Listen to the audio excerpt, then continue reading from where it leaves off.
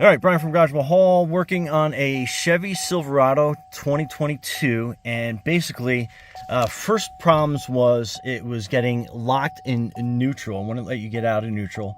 So then it started giving us this service charging system, vehicle may stall, and a low battery. Those did not show up yesterday until we started really digging into it.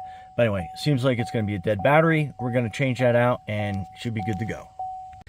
All right, tricks on the battery. So you're basically taking the battery terminal off the negative side. Positive side, you just loosen it up, 10 millimeter, 10 millimeter. You do have this little electrical connection here. Pull that off, and I think you have enough room to wiggle this out. We're gonna find out in a second. But there is a battery holder bolt down there, 13 millimeter, and you need a long extension to get to it. Okay, so that's your battery bracket. I used a pair of needle nose to pull that out, and then I wedged this behind the refrigeration line, so we should have enough room to pull that battery now. Okay, so getting that back in was a little tricky.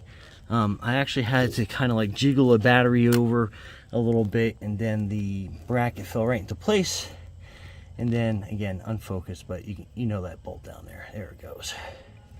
And then basically you are hooking this back up, and then push that little tab back in. Make sure you take the connector off the battery. I got the positive side on already.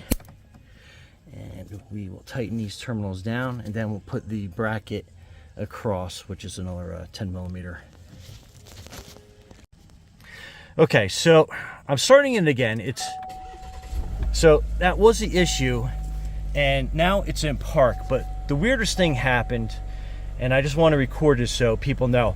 I wasn't able to get it into park at all. It was still saying, stuck in neutral.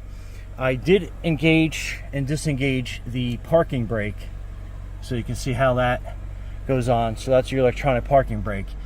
And that was on, and what I did is I turned it off, and then it still wasn't going in, and then for some reason, all of a sudden, I heard like a click.